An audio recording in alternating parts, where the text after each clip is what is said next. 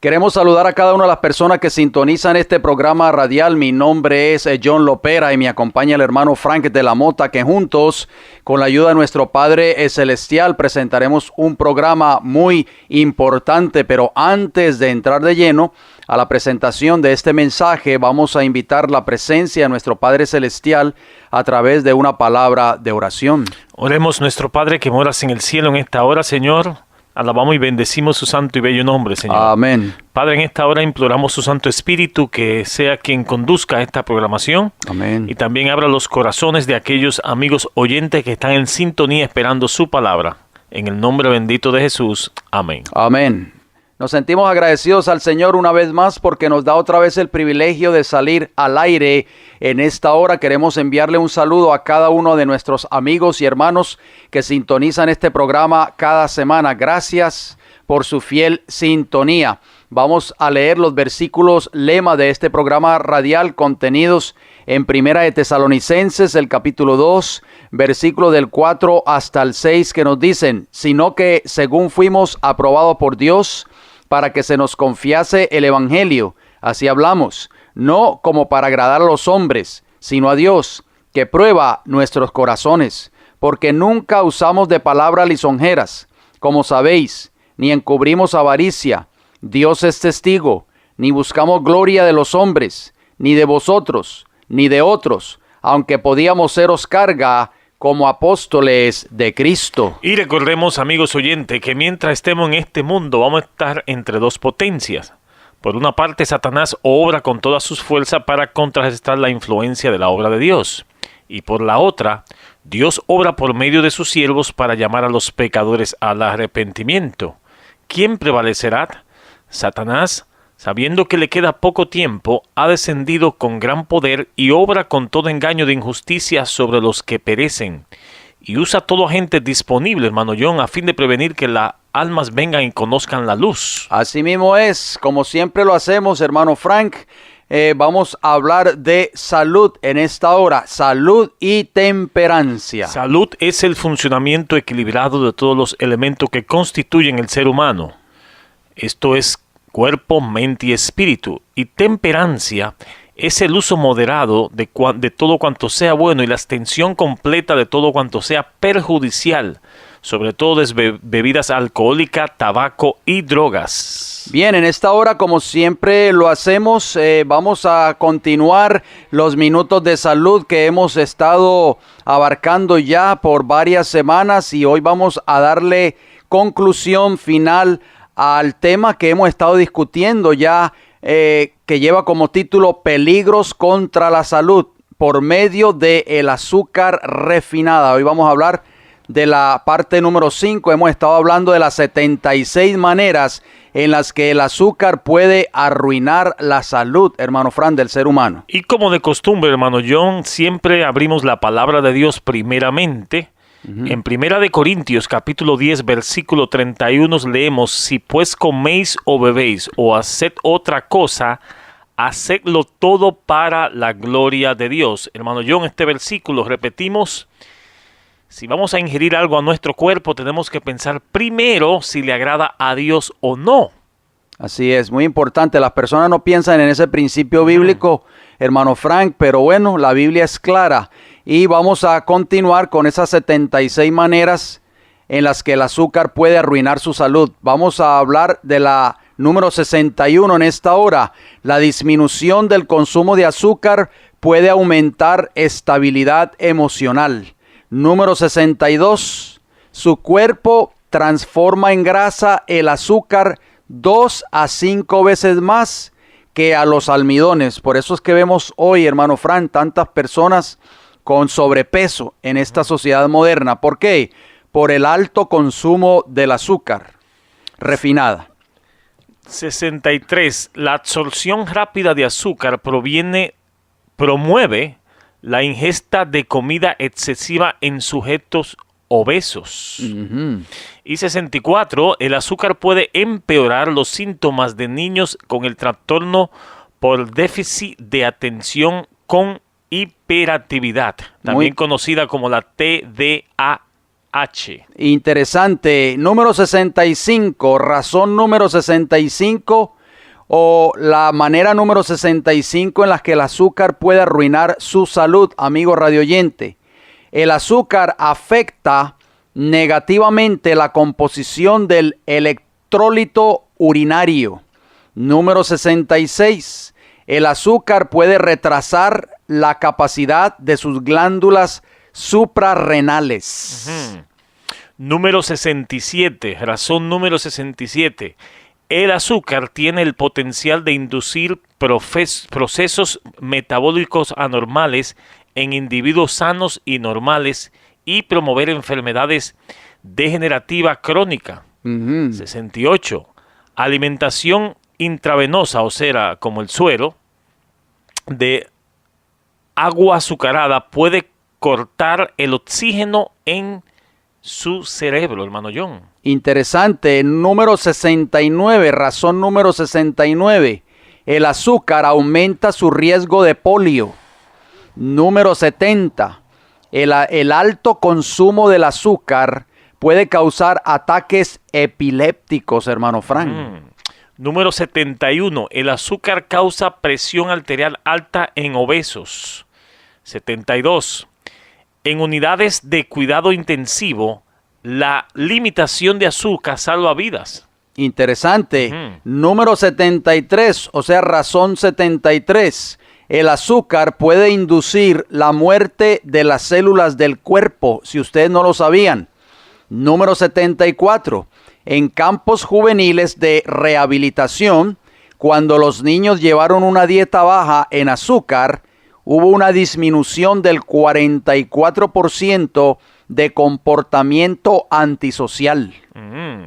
Número 75. El azúcar deshidrata a los recién nacidos. Y 76. El azúcar puede causar enfermedades en las encías. Hermano John, llegamos hasta las 76.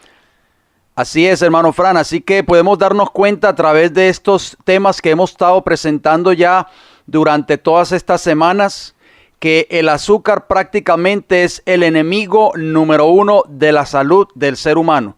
Yo sé que las personas, hermano Frank, en estos momentos que han estado escuchando todos estos consejos de salud, especialmente relacionados al azúcar, se preguntarán, entonces, ¿qué voy a usar? ¿Con qué voy a endulzar mi cafecito tal vez? O mi tacita de té por las mañanas que acostumbro a tomar. Bien, yo creo que los consejos que nosotros podemos dar en esta hora, si las personas desean tomarlos, va a ser de gran bendición para ellos. Nosotros nos limitamos solamente a presentar, ¿verdad?, las razones y cómo prevenir un sinnúmero de enfermedades que el mundo hoy está sufriendo, entre ellas el cáncer, en fin, y otras enfermedades más.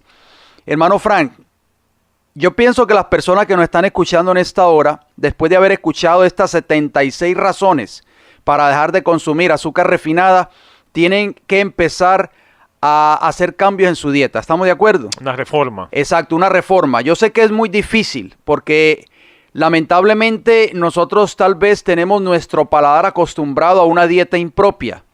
Y por ejemplo, lo primero que deben de hacer las personas que nos están escuchando es sacar de sus hogares, de sus refrigeradores, vamos a decirlo así, todo lo que sean bebidas gaseosas o sodas, como se le conoce aquí en este país, la Coca-Cola, la Pepsi-Cola, todas esas bebidas artificiales deben ser descartadas completamente de la dieta de las personas que nos están escuchando en esta hora. Todos esos jugos artificiales que tienen grandes cantidades de azúcar, hermano Fran, una sola lata de Coca-Cola tiene aproximadamente de 12 a 13 cucharaditas de azúcar refinada. Entonces, ¿qué sucede? El mundo se está enfermando y no se dan cuenta. Entonces, ¿qué podemos hacer para reemplazar esas bebidas gaseosas o esas bebidas artificiales que son venenos para la salud? Pues las personas que nos están escuchando deben de empezar a consumir más agua. En vez de bebidas o refrescos artificiales, empiecen, amigos radioyentes, a tomar más agua. El agua limpia el organismo, limpia las células del cuerpo.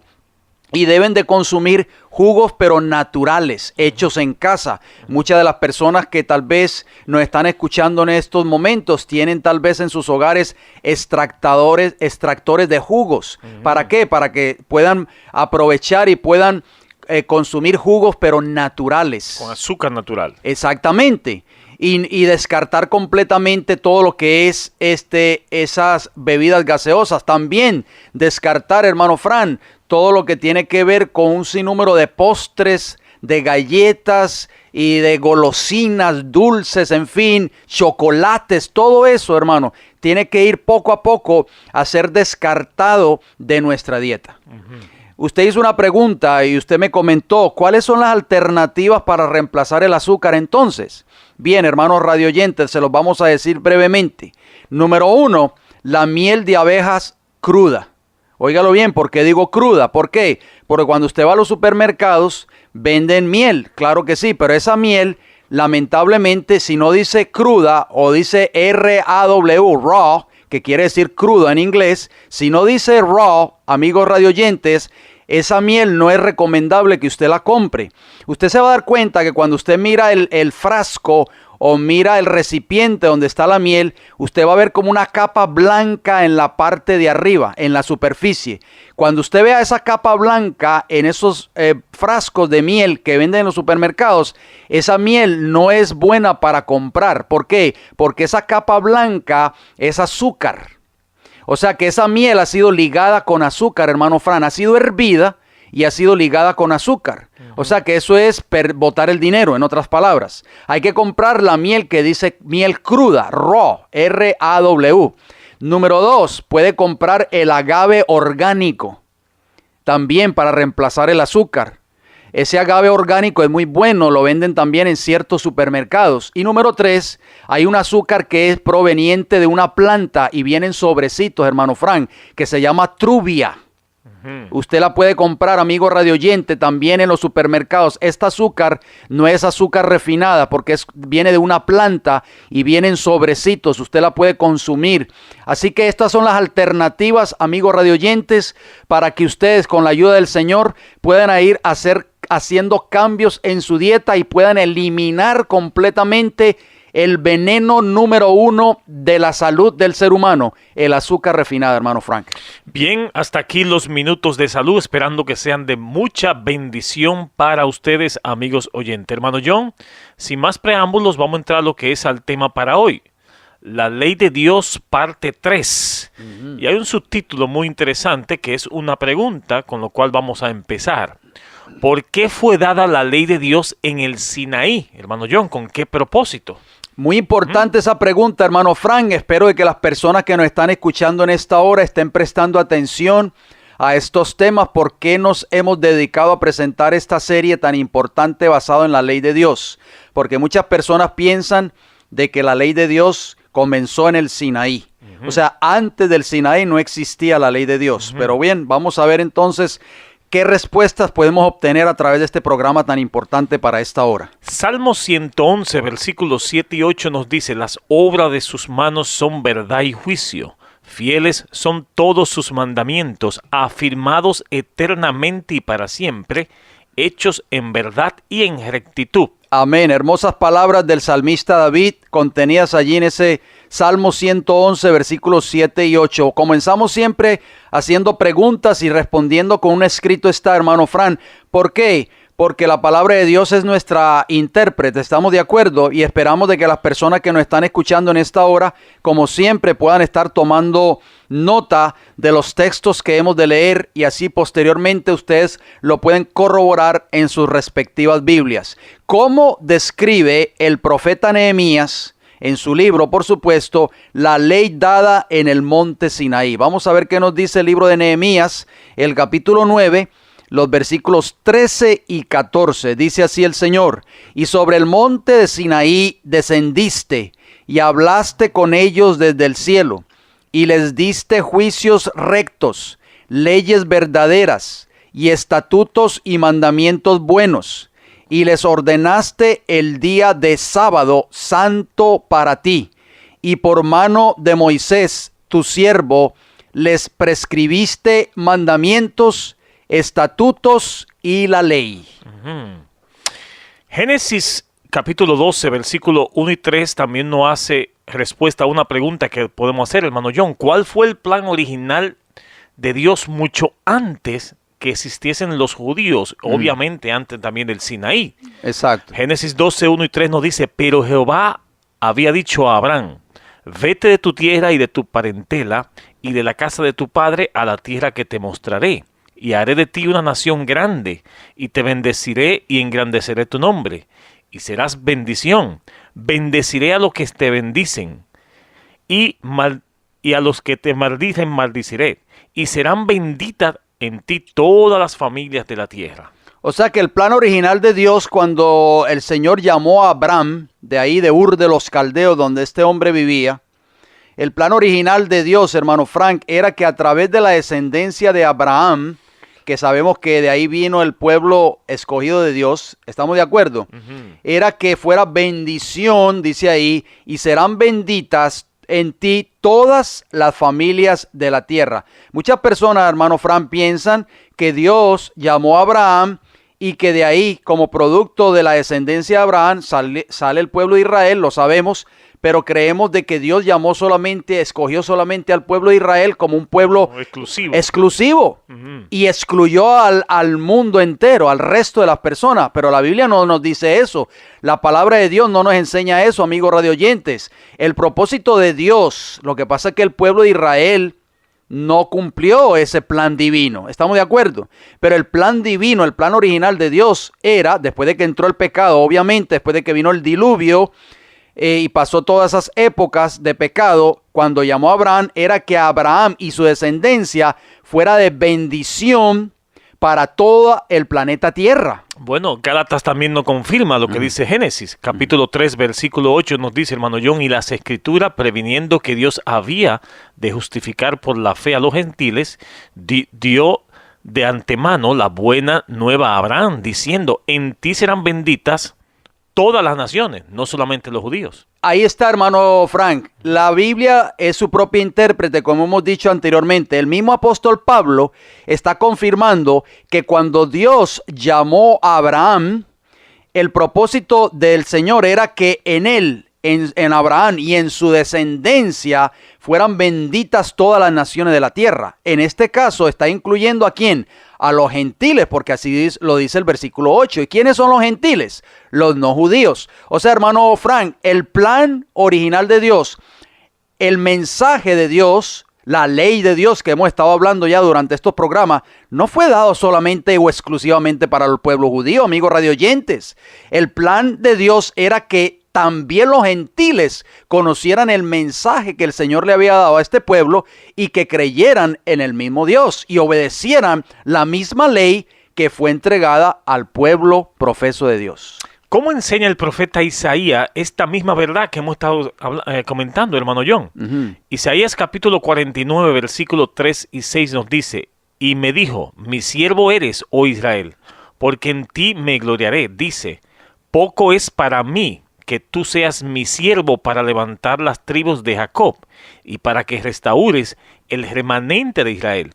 También te di por luz de las naciones. Ahí está el propósito. Amén, así es. Para que sea mi salvación hasta los posteros días de la tierra.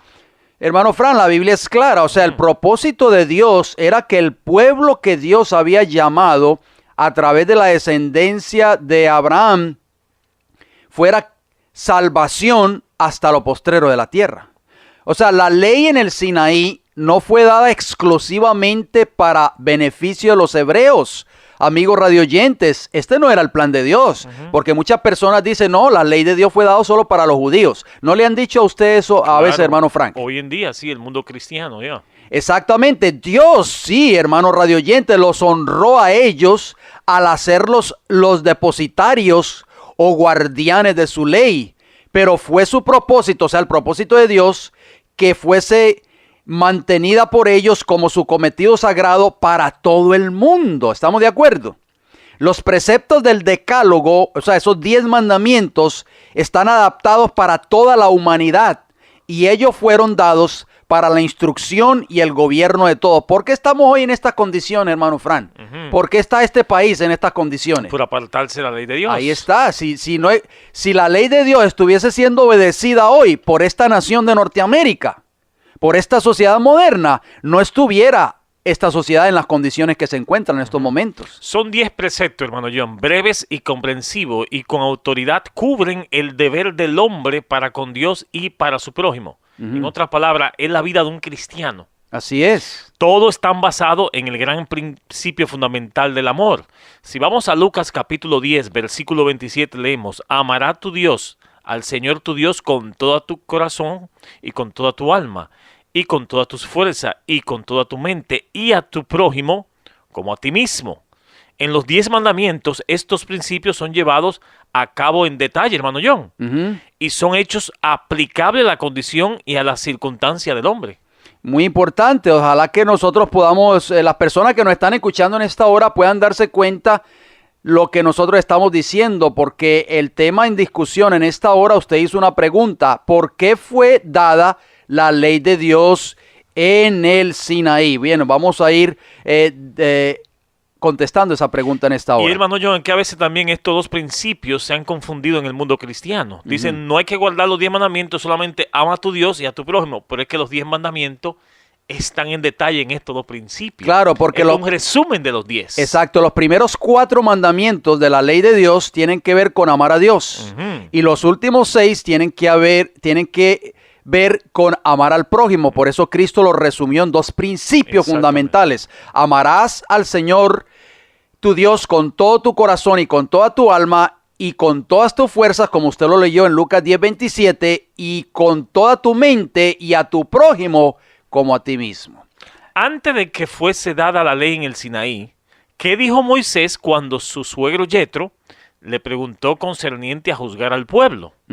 Esto estamos hablando antes del Sinaí, hermano John. Así es. Miren lo que dice Éxodo capítulo 18, versículo 16. Cuando tienen asuntos, vienen a mí, y yo juzgo entre el uno y el otro, y declaro las ordenanzas de Dios y sus leyes antes del Sinaí.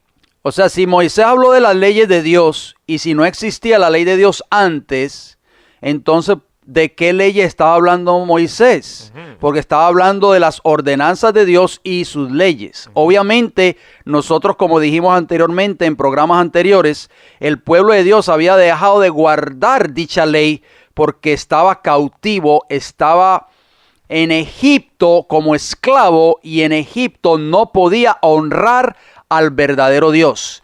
También, amigos radioyentes, antes del Sinaí, ¿cuál fue la explicación que le dio Moisés a los líderes de Israel concerniente a que no caería el maná en el 7º día de la semana?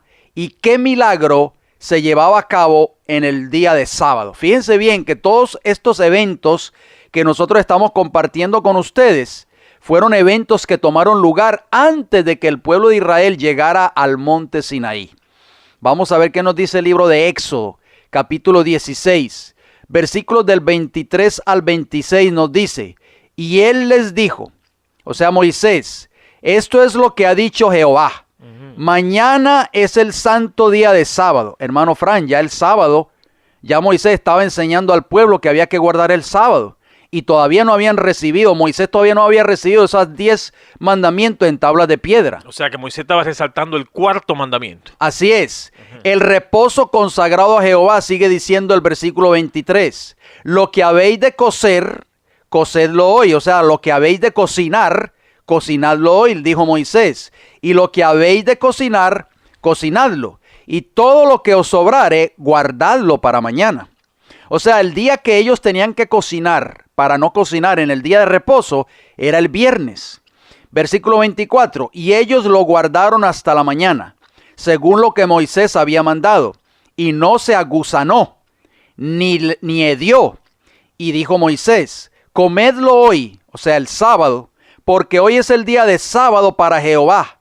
Hoy no hallaréis en el campo. En el sábado era el único día, hermano Frank, que no caía maná. Interesante.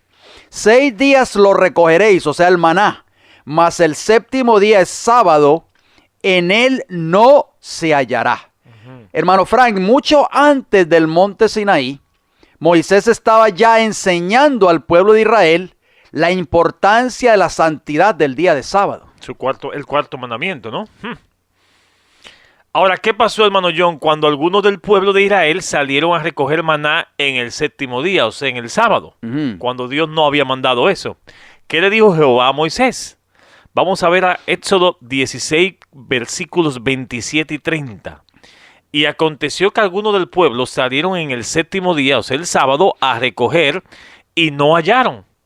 Y Jehová dijo a Moisés, ¿hasta cuándo no queréis guardar mis mandamientos y mis leyes? Ahí está. Y no habían llegado al Sinaí. Exactamente, o sea, ya el pueblo de Israel, hermanos, esa ley ha existido desde el principio porque es eterna. Esas personas antes del Sinaí tenían esa ley guardada, ¿dónde? En las tablas de su corazón. Y sigue el versículo 29, mirad que Jehová os dio el día sábado, y por eso en el sexto día, o sea, el viernes, os da pan para 2 días.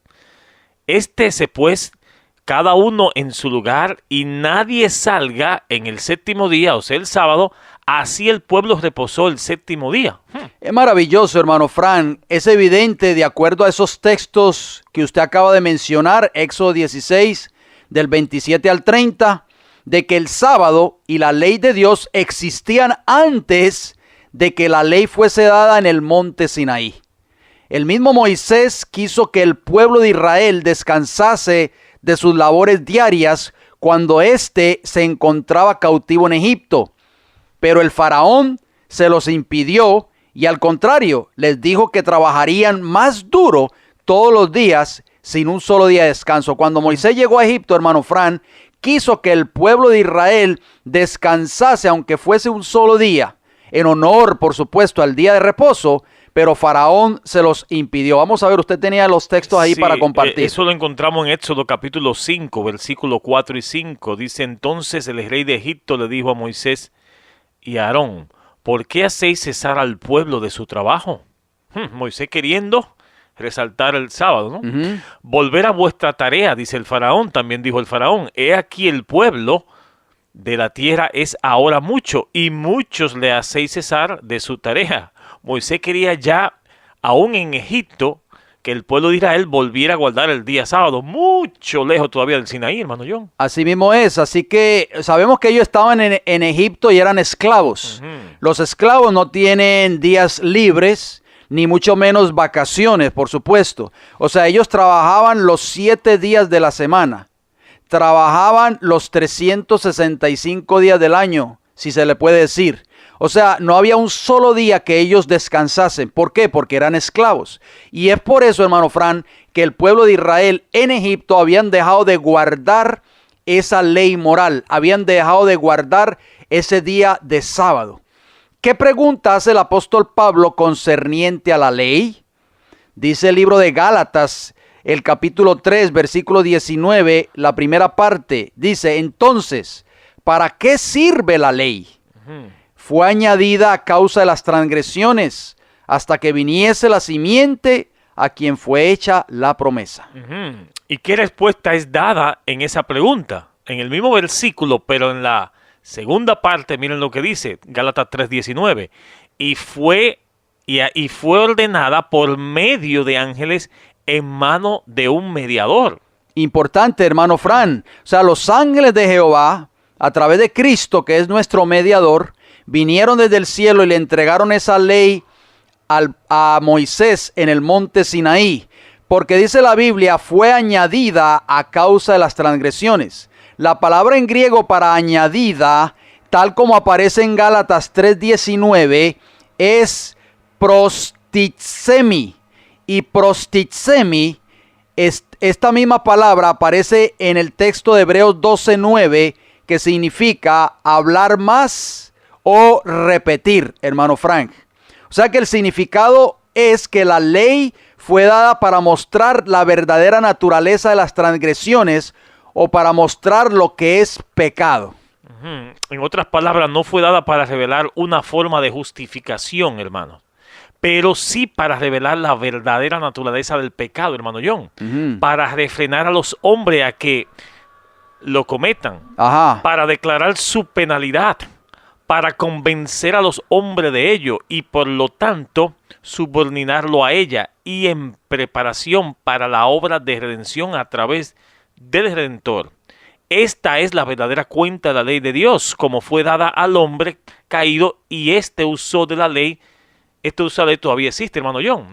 Todavía no está abolida. Así Tenemos es. que vivir bajo los requerimientos del Señor. Así mismo es. Como esta misma verdad es expresada otra vez. Vamos a ver qué nos dice el libro de Romanos, el capítulo 7, y versículos 12 y 13 nos dice: de manera que la ley a la verdad es santa. Fíjese bien, ahora estamos en el Nuevo Testamento, no en el Antiguo. Y el mandamiento santo, justo y bueno.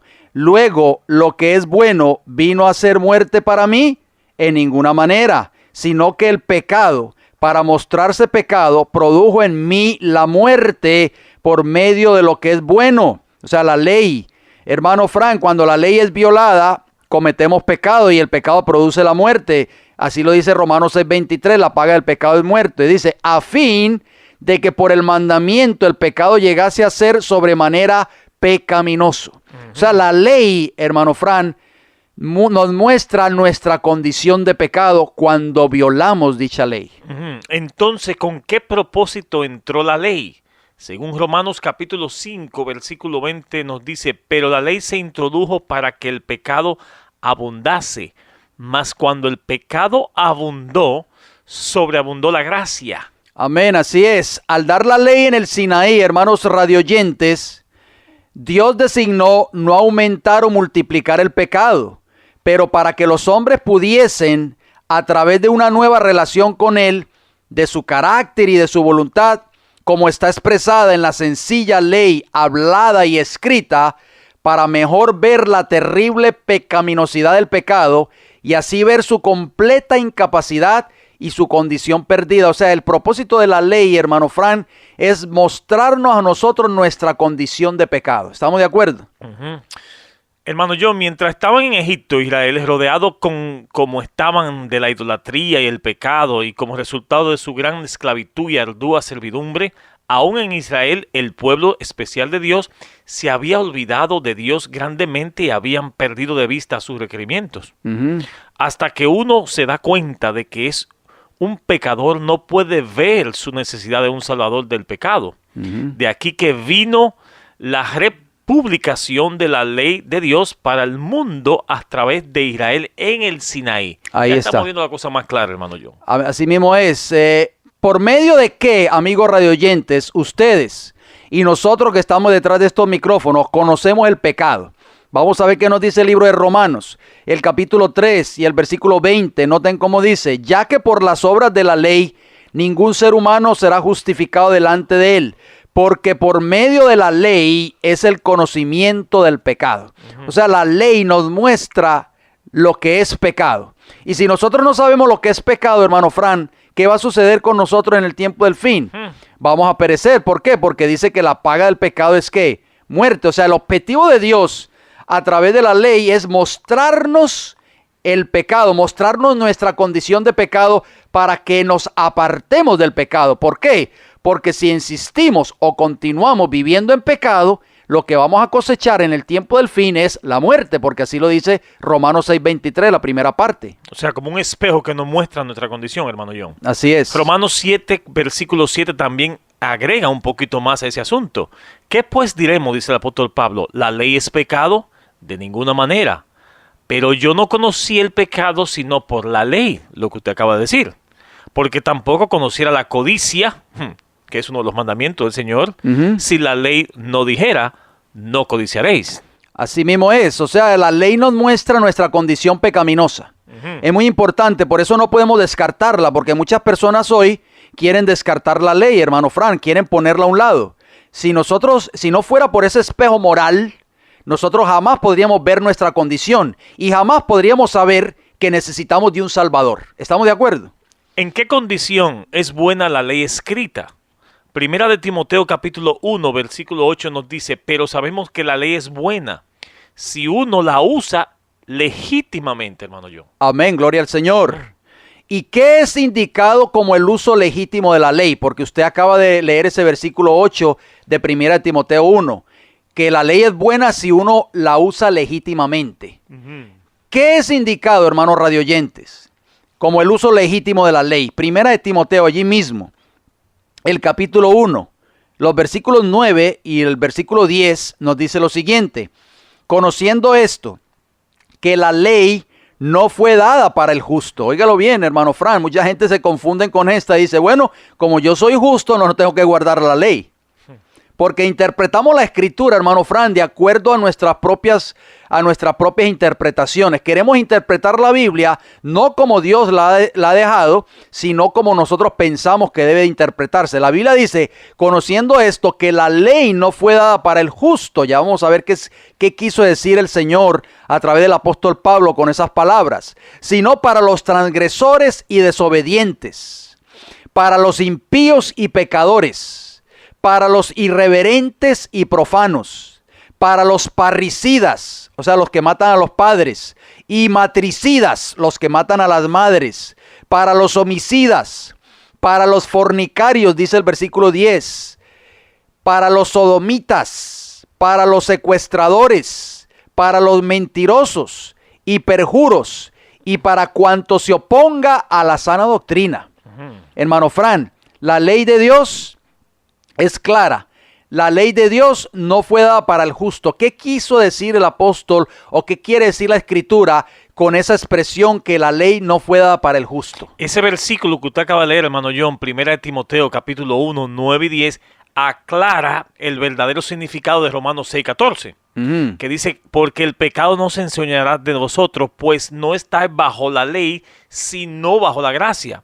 O sea que si obedecemos la ley de Dios por medio de la gracia de Cristo que nos da el poder para guardarla, no estamos bajo la ley. Usted explicó eso en el programa pasado. O bajo la condenación de la ley. La ley de esa manera no nos condena. Así el pecado no se enseñará de nosotros o tendrá dominio sobre nosotros. ¿Por qué? Simplemente porque estamos guardando perfectamente la ley de Dios. ¿Cómo entendía David este asunto, hermano John? Exactamente, David entendía ese principio, hermano Fran, porque dice la Biblia claramente que la ley no fue dada para el justo. ¿Por qué no fue dada para el justo? Hermano Fran, muchas personas no conocen este principio o no entienden este principio. La ley de Dios no puede perdonar nuestros pecados. La ley de Dios no puede limpiarnos el pecado. La ley de Dios solamente nos muestra nuestra condición pecaminosa y nos dice que necesitamos un Salvador. Cuando la ley es violada, hermano Fran, lo que hace la ley es condenar al que la viola. ¿Estamos de acuerdo? Exacto. Por eso el apóstol Pablo dice que la ley no fue dada para el justo. ¿Por qué? Porque el justo es aquel que está viviendo una vida de justicia, amigo radioyente. O sea, está viviendo una vida de obediencia. La ley fue dada, como dice el apóstol Pablo en esa lista que leímos en 1 Timoteo 1, 9 y 10, para los profanos, para los parricidas, los matricidas, los fornicarios, los sodomitas, los secuestradores, los mentirosos, los perjurios, los perjuros, los pecadores, los irreverentes, los impíos. Ese grupo de personas que están allí descritas en 1 Timoteo 1, 9 y 10 son los que están violando la ley. ¿Estamos de acuerdo? Pero los justos no la están violando, hermano Fran. Por eso dice que la ley de Dios no fue dada para los justos. ¿Por qué?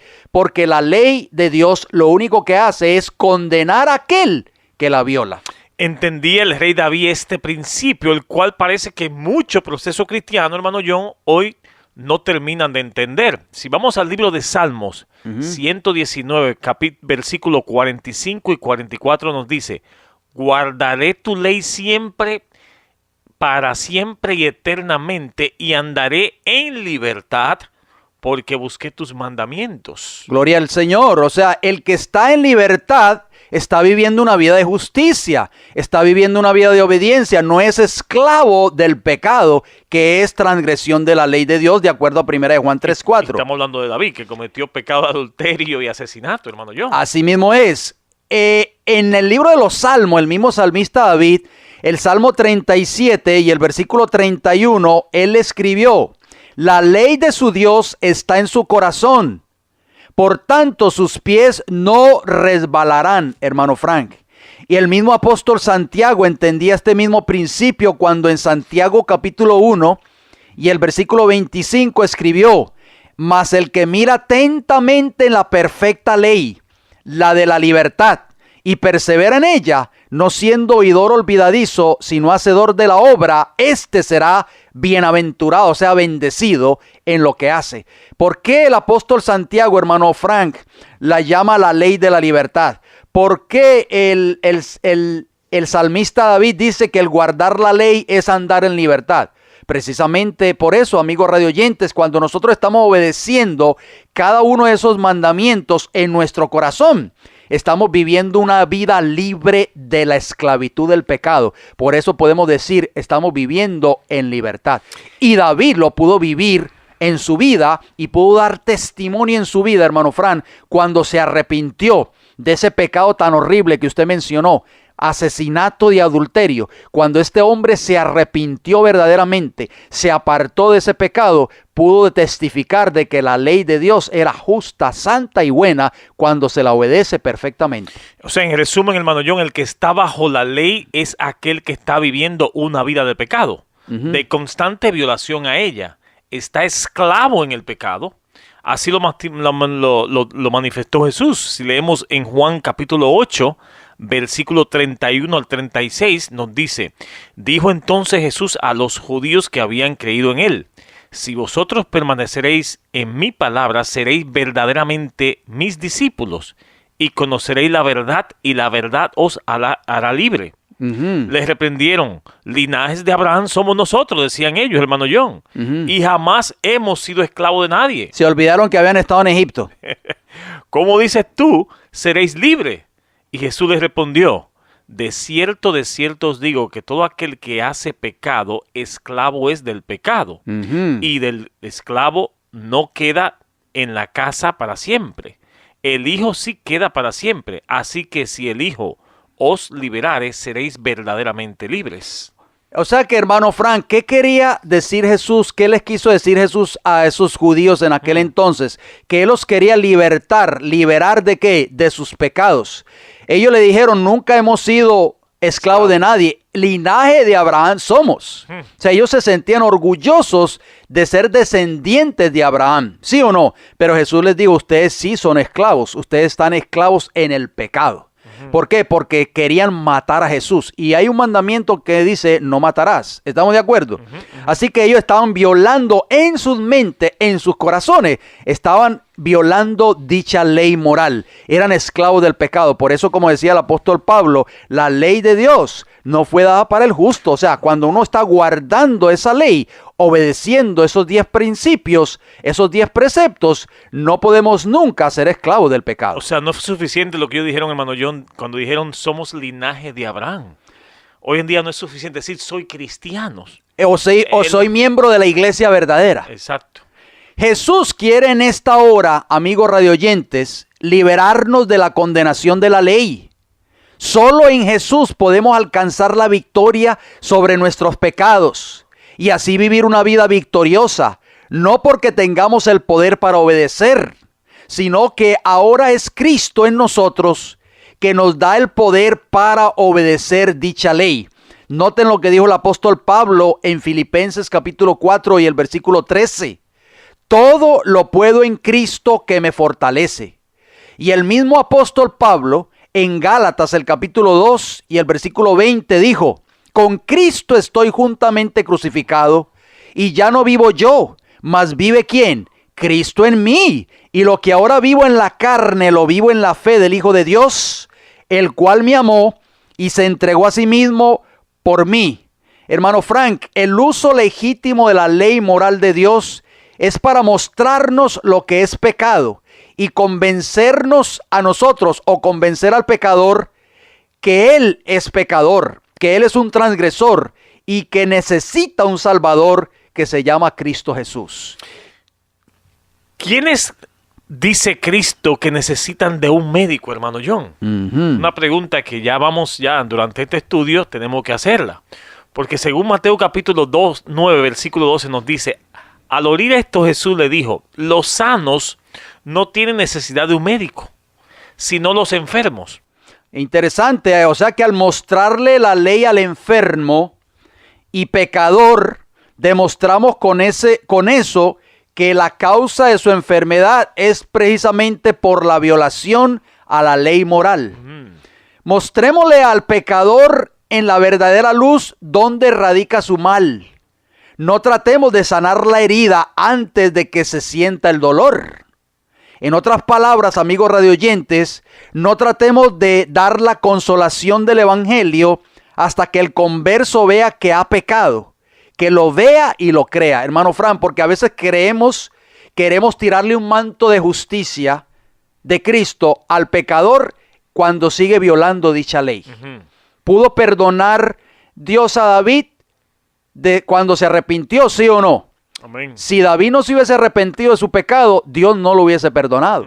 Hermano Frank, ¿qué sucede hoy con el cristianismo moderno? Muchos hoy pretenden ser cristianos, pretenden ser hijos de Dios, van a sus respectivas iglesias cada semana, tienen una Biblia debajo del brazo, pero están en abierta rebelión contra la ley de Dios.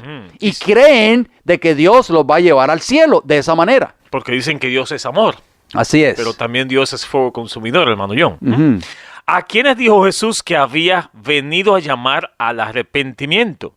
Según Mateo capítulo 9, versículo 13 nos dice, y aprended lo que significa misericordia quiero y no sacrificio, porque no he venido a llamar a justos, sino a pecadores al arrepentimiento. Ahí está. Muy interesante, no llamar a justo, hermano John. Lo que decía Pablo en Timoteo, la ley no fue dada para el justo. ¿Por qué? Porque el justo la está guardando perfectamente. O sea, la ley no lo está condenando, no está pecando contra Dios, que es transgresión de la ley de Dios, es pecado. Interesante, Cristo no vino a llamar a justos, sino a ¿quién? A pecadores, a transgresores de la ley de Dios. ¿Y cuál es la paga o la recompensa del pecado, hermano Frank? Romanos capítulo 6, versículo 23, la primera parte dice, porque la paga, o sea, la recompensa del pecado es ¿qué? Es la muerte. Hermano Frank, las personas que nos están escuchando en esta hora quieren ir al cielo alguna vez, ¿sí o no? Amén. Tienen el deseo de entrar algún día a la patria celestial. Esa es la esperanza del cristiano, amigos radioyentes. Pero la transgresión de la ley de Dios nos va a cerrar las puertas del cielo. ¿Por qué? Porque dice la Biblia, la paga del pecado es muerte, o sea, muerte eterna, amigo radioyente. O sea, ¿qué quiere decir la Biblia con esto? Que ningún transgresor de la ley de Dios entrará al reino de los cielos. Imagínese un homicida, un ladrón, ahí en el cielo metido, hermano John. ¿Cómo sería el asunto? ¿Puede darle la vida a los hombres una ley que los condena? Gálatas capítulo 3, versículo 21 nos dice, luego la ley es contraria a las promesas de Dios en ninguna manera, porque si la ley dada pudiera vivificar, la justicia fuera verdaderamente por la ley. Ahí está, la ley no puede darle vida al pecador. La ley le muestra al pecador su condición. Entonces, amigos radioyentes, ¿cuál fue el propósito o intención especial de haber dado Dios la ley en el Sinaí? Gálatas capítulo 3, versículo 24 nos dice a esa pregunta, hermano John, de manera que la ley ha sido nuestro ayo, o sea, nuestro espejo, para llevarnos a Cristo, a fin de que fuésemos justificados por la fe. Gloria al Señor, el único que nos puede justificar es Cristo Jesús. En la transgresión de la ley no hay seguridad, ni reposo, ni justificación, amigo radioyente. Nadie puede ser declarado justo violando un solo principio de dicha ley. El hombre no puede esperar permanecer inocente delante de Dios y en paz con Él mediante los méritos de Cristo mientras continúe en pecado, hermano Frank. Es claro, tenemos que decir esto claramente para que las personas puedan entender este mensaje de esta hora. Debe cesar el pecador de transgredir y llegar a ser leal y fiel.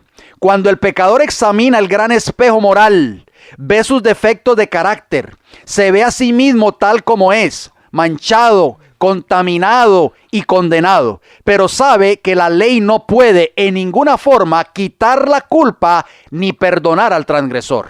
Debe ir más allá, hermano John. La ley no es sino un ayo para llevarlo a Cristo. Debe contemplar a su Salvador que lleva los pecados. Y cuando Cristo se revela en la cruz del Calvario, muriendo bajo el peso de los pecados de todo el mundo, el Espíritu Santo le muestra la actitud de Dios hacia todos los que se arrepienten de sus transgresiones. Amén. O sea que el Monte Calvario, hermano Frank, es la mayor evidencia de que la ley de Dios es eterna. ¿Por qué? Porque la ley violada exigía la muerte del pecador. ¿Estamos de acuerdo? En este caso, Adán y Eva. Pero Cristo dijo, no, yo voy a morir en lugar del hombre pecador. Yo voy a tomar el lugar de él. ¿Por qué? Porque la ley de Dios es inmutable, no se puede cambiar. Cuando la mente es atraída a la cruz del Calvario, en una visión imperfecta, Cristo es discernido en la vergonzosa cruz. ¿Por qué murió nuestro Salvador, amigos radioyentes? Por supuesto, a consecuencia del pecado suyo y el pecado nuestro. ¿Qué es pecado? Ya lo dijimos, es la transgresión de la ley. Entonces se abren los ojos para ver el carácter del pecado. La ley es quebrantada, pero no puede perdonar al transgresor. Es nuestro ayo que condena al castigo. ¿Dónde está el remedio entonces? La ley nos lleva ¿a quién? A Cristo, que pendió en la cruz para que pudiera impartir su justicia al hombre caído y pecaminoso y así presentar a los hombres ante su Padre en su propio carácter perfecto. Maravilloso eso, ¿verdad? En la cruz, hermano John, Cristo no solo mueve a los hombres al arrepentimiento hacia Dios por la transgresión de la ley, pues aquel a quien Dios perdona hace primero que se arrepienta, sino que también ha satisfecho la justicia, se ha ofrecido a sí mismo como expiación, su sangre botante, su cuerpo quebrantado satisfacen las demandas de la ley violada, así como salva el abismo del abismo que ha hecho el pecado, hermano John. O sea que Cristo sufrió en la carne para que con su cuerpo magullado y quebrantado pudiera cubrir al pecador indefenso. La victoria que ganó con su muerte en el Calvario destruyó para siempre el poder acusador de Satanás sobre el universo y silenció sus acusaciones de que la abnegación era imposible en Dios y por lo tanto no era esencial en la familia humana. Hermanos radioyentes, Cristo Jesús es el remedio para tu pecado hoy. Es el remedio para la transgresión de dicha ley. Esa ley se levanta como eterna, permanece, sigue siendo eterna para siempre. Es un espejo moral que nos muestra nuestra condición y nos lleva al remedio, que es Cristo Jesús. Tenemos un llamado, hermano Frank. Apocalipsis capítulo 3 y versículo 20, el Señor Jesús nos dice: he aquí yo estoy a la puerta y llamo. Si alguno oye mi voz y abre la puerta, entraré a él y cenaré con él y él conmigo. Amigos radioyentes, si usted desea escribirnos, nos puede escribir a El Heraldo del Evangelio Eterno, P.O. Box 1333.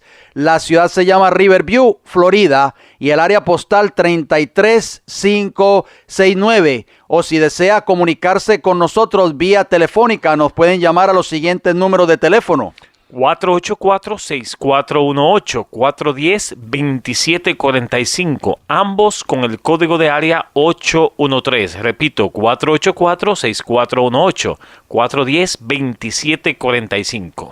Amigos radioyentes, si desea visitarnos en nuestra iglesia, visítenos, Iglesia del Evangelio Eterno, 4403 Avenida Hubert con H, Tampa, Florida, 33614. Allí estamos todos los sábados a partir de las 9:30 de la mañana. Nos resta decirles gracias por su atención, gracias por su fiel sintonía. Si Dios nos da la vida, nos veremos pues la próxima semana.